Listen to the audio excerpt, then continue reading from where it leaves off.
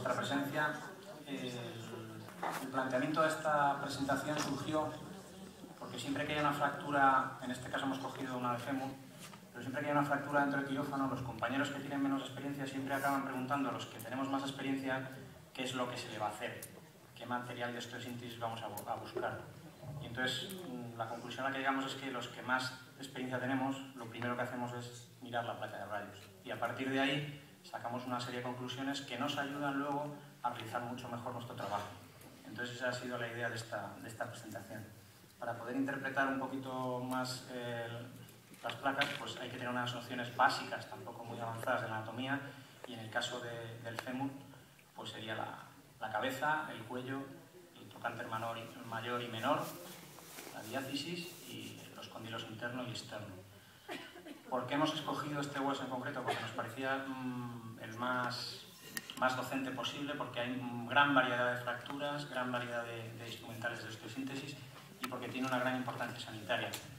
Hay un póster de los compañeros de Murcia que también habla de este tema, que complementa también un poquito lo que yo estoy hablando, ¿no?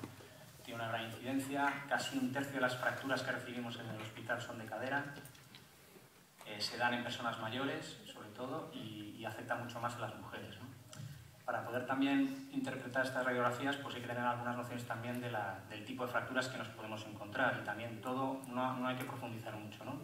Fracturas de cabeza femoral, fracturas de cuello, fracturas pertrocanterias, fracturas subtrocanterias, fracturas diafisarias con distintos trazos de fractura, como el transversal, el oblicuo, el espiroideo, con minuta, las fracturas supracondilias y las fracturas condiliares. Todas ellas tienen una resolución distinta.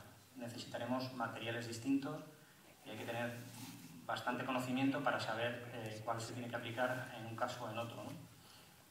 Y nosotros podemos plantearnos esto porque tenemos un programa informático. Aparte de tener la historia clínica informatizada, dentro de la historia clínica informatizada tenemos un programa específico de placas, ¿vale? Entonces se llama Centricity. Este programa, como digo aquí, sustituye el negatoscopio, se sustituye por la pantalla del ordenador. Entonces yo, si quiero ver cualquier placa, accedo a la historia clínica informatizada y directamente me meto en el Centricity para ver las placas de ese paciente. Entonces, y desde ahí puedo ya jugar con la imagen, pues puedo aclararla, puedo hacer mediciones, puedo balancearla, puedo ampliarla, y eso me da una serie de información que a lo mejor si no tuviera este programa no podría valorar. Entonces, ¿para qué nos sirve interpretar las radiografías?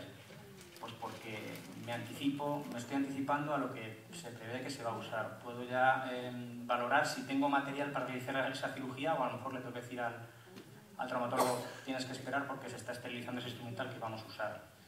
Puedo anticiparme en la antibiotiterapia. Sé si voy a necesitar rayos o no, si dispongo de rayos para hacer la intervención o no, si necesito una mesa de pelvistato para traccionar. Con todo ello, pues minimizo las complicaciones y disminuyo el tiempo de la cirugía, que también es muy importante. En nuestro caso, se puede estar hablando de media hora, 3/4 de hora por estas causas, muchas veces en una cirugía.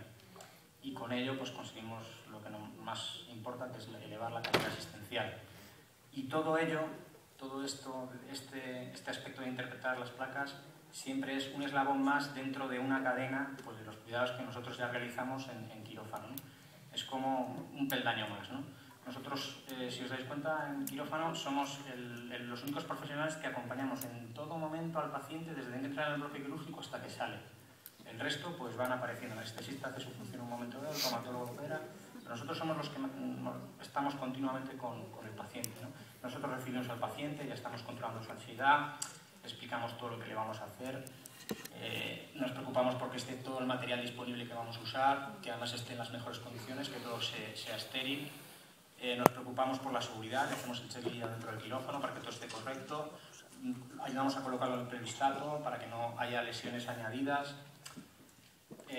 Y luego lo acompañamos a la REA y transmitimos la información que ha ocurrido en quirófano a nuestros compañeros de la REA, ¿no? Entonces es como un eslabón más dentro de esa cadena de cuidados que ya estamos realizando. Entonces, pues, ¿qué es lo que ocurre? A ti te llaman a través del bus y te dicen, hay una fractura de fémur. Claro, una fractura de fémur a mí no me dice nada, o sea, pueden ser muchas cosas, ¿no?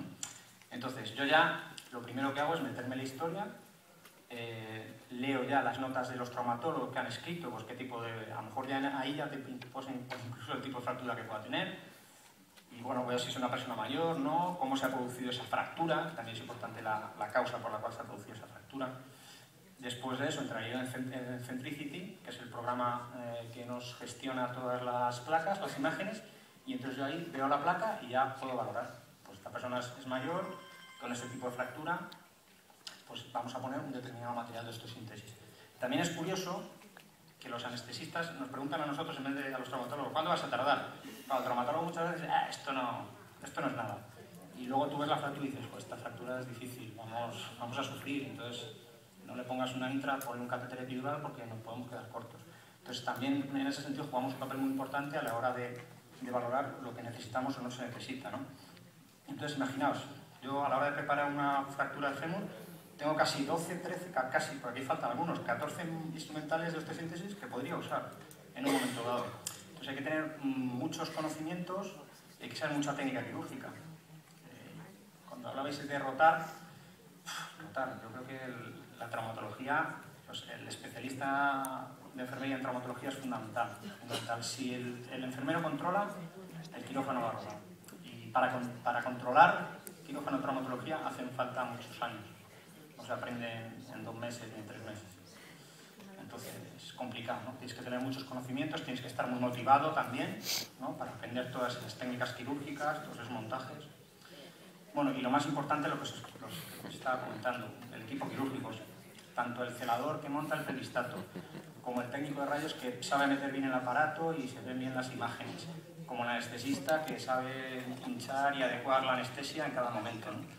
Pues es lo que da color a nuestro trabajo. Entonces, pues nada, prepararemos ¿cómo prepararíamos al paciente? Con un paciente normal, pues una profilaxis antibiótica, le monitorizaríamos, oxigenoterapia, anestesia pues epio-intra, en el 95% de los casos, sondaje vesical para preservar la herida quirúrgica, si es necesario, sobre todo en pacientes mayores, y la colocación en el pelistato. Y entonces, aquí es donde entraría la valoración de cómo interpretamos las placas. Entonces, en 2012, nosotros hicimos 135 fracturas de fémur, solamente de fémur, y la gran mayoría, como veis, son de cadera. ¿Vale? Entonces, como más vale una imagen que 1000 palabras, pues voy a ir poniendo casos de fracturas y la resolución. ¿Vale? En este caso tenemos, empezando por la parte más proximal y yéndonos hacia esta. Tenemos una fractura de cadera subcapital y lo que estamos viendo es que no está desplazada, no está luxada, con lo cual la podemos reducir con el pelistato bien y entonces, como es una persona joven, pues colocaríamos unos tornillos canulados. Siempre vamos a tender a colocar el material de osteosíntesis menos agresivo. Los tornillos canulados con una pequeña incisión solucionamos el problema. Pues en este caso, pues unos tornillos canulados. Aquí tendríamos otra fractura subcapital, pero esta ya está desplazada, entonces es muy difícil reducirla de manera cerrada. Entonces en este caso es una persona ya mayor, escasa movilidad, solo se mueve de la cama al sillón y del sillón a la cama. Entonces nosotros aquí en estos casos solemos poner una prótesis parcial de cadera, que sería esa. En este caso también tendríamos otra prótesis, otra fractura subcapital de cadera, también desplazada, con lo cual no podríamos poner esos tornillos canulados. Pero como es una persona más joven y sí tiene movilidad, pues en este caso pondríamos una prótesis parcial de cadera bipolar. ¿Vale? Pues que le da más movilidad. También nos enfrentamos... Te rogaría que fuera resumiendo un poco. Sí.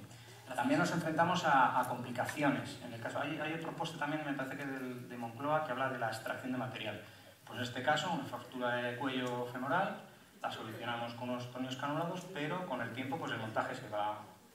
No aguanta. Entonces hay que extraer esos tornillos canulados y en este caso, como una persona joven, pues hay que colocar una prótesis total de cadera. Aquí tendríamos otra fractura subcapital, pues el mismo caso. Colocamos en una primera instancia los tornillos canulados, pero luego se produce una fractura subtrochanteria. Y entonces acabamos poniendo un clavo placa para solucionar ese problema. Aquí tendríamos... Aquí os voy a poner ejemplos de fracturas de cadera, pues la fractura trochanteria, que es la más típica de todas. Pues aquí en este caso la solucionamos con un clavo PCN. Luego también lo que os decía de hay que estar motivados y hay que aprender porque nosotros empezamos poniendo el PCN, pero me parece que ahora viene otro caso de otra fractura trochanteria y aquí ya estamos poniendo el clavo gamma. Los concursos van cambiando cada 2 años, nos puede venir instrumental nuevo, tienes que aprender una nueva técnica quirúrgica, tienes que aprender, o sea, tienes que estar muy motivado para ponerte al día en todas estas técnicas. Aquí hay otra fractura pertocanteria, en este caso no se puede reducir de forma cerrada, y entonces acabamos poniendo un clavo placa. También nos encontramos con complicaciones. Esto es también una fractura pertocanteria, se le puso un clavo placa, la placa rompió y entonces hay que extraer ese material y luego solucionar ese problema. En este caso, pues la cabeza ya la pierde y acabó con una prótesis total de cadera con cerclaje en trocánter. Aquí tenemos otro caso de una complicación de una fractura pertocanteria que se le puso un clavo gamma y la cabeza se rompió y se salió el clavo de la cabeza. Hubo que extraer ese material y colocar una prótesis total de cadera. Imaginaos, por eso os digo que, os pongo estos ejemplos para que tengáis claro que yo en esta cirugía pues tendría que tener mi material de clavo gamma para poder extraerlo, mi material de cajas de la prótesis para poder poner la prótesis. O sea que es mucho instrumental el que estamos manejando y que tú tienes que prever que se puede usar, ¿no? Aquí, por ejemplo, una fractura trocanteria, o sea, periprótesica, que lo acabamos solucionando pues, con una grapa de trocánter y unos alambres para fijarlo, porque no podemos fijar la grapa con tornillos porque está la prótesis. Aquí tendríamos una fractura subtrocanteria, pues la solucionamos con un clavo gamma un poquito más largo. Otra fractura subtrocanteria. Aquí lo que os decía, pues clavos intramedulares hemos cambiado del puncher al UFN, al T2, por el cuarto o quinto distinto, ¿no? En este caso es un UFN, ¿no? Luego también puede haber fracturas abiertas y en ese caso pues está contraindicado el fijarla por medios internos y entonces tenemos que también tener presente que en un momento dado podemos usar el fijador externo, como en este caso. Otra fractura diafisaria, esta ya es antigua porque ya es una placa de tornillos que ya prácticamente no, una fractura diafisaria normalmente se pone un clavo intraangular, pero bueno, también cabe la posibilidad de poner placa con tornillos. Otra fractura diafisaria, este es un clavo de puncher, que también ya antiguo, pero todavía se sigue poniendo. Otra fractura diafisaria, este es el último clavo que tenemos ahora intramedular, el T2, que es el que estamos poniendo. Aquí más complicaciones de fracturas diafisarias, otra periprotésica, tenemos que colocar una placa con alambres y tornillería para poder solucionar la fractura, sin necesidad de quitar la prótesis. Y aquí... Perdona, Tarvario, pasarás a la conclusión. Gracias. Aquí una fractura condilar, pues lo mismo, la solucionamos de una forma menos agresiva, con tornillos canulados. Aquí una fractura distal, que la solucionamos con un clavo placa. Otra fractura supracondilia, que la solucionamos con un clavo retrógrado. Otra fractura supracondilia, en este caso la solucionamos con una placa lis, que hay bastante conminuta. Otra complicación de una prótesis, esto es un recambio de una prótesis que ha producido una fractura supracondilia. Acabamos colocando un clavo placa y con cerclajes y tornillos. Y luego ya otra, por último, pues eso, una prótesis de rodilla que provoca una fractura también supracondilia y acabamos poniendo un clavo retrógrado también. También ya un apunte solo que en niños no podemos hacer una fijación porque si no impediríamos el crecimiento óseo, entonces usamos materiales distintos. En este caso pues lo solucionamos con unos clavos de Nancy flexibles intramedulares. ¿Qué conclusiones, digamos? Pues que somos capaces de podernos anticipar a los materiales y los medios que vamos a usar, se va a disminuir considerablemente el tiempo quirúrgico, vamos a disminuir mucho las complicaciones dentro del quirófano. Tenemos que tener una gran adaptabilidad a cada caso, porque habéis visto que una misma fractura se puede solucionar de muchas maneras, dependiendo del paciente. Con esto vamos a disminuir el estrés quirúrgico y aumentar el bienestar, y con ello vamos a aumentar la calidad asistencial. Y es por ello que tendríamos que luchar por que hubiera una especialidad de enfermería en traumatología, porque es una de las especialidades más completas que hay ahora mismo. Y esto es posible, esta ponencia es posible porque tenemos una aplicación informática que hace que podamos revisar historias y que podamos... Y esto lo que nos está haciendo es hacer una base de datos de fracturas, de distintas fracturas, de tibia, de fémur, de húmero, y eso nos sirve también mucho para la docencia, para la gente nueva que viene, porque podemos ir enseñando casos y entonces van aprendiendo con ellos. Y esto considero que lo que os decía, que es un eslabón más dentro de esa cadena de cuidados que ya realizamos.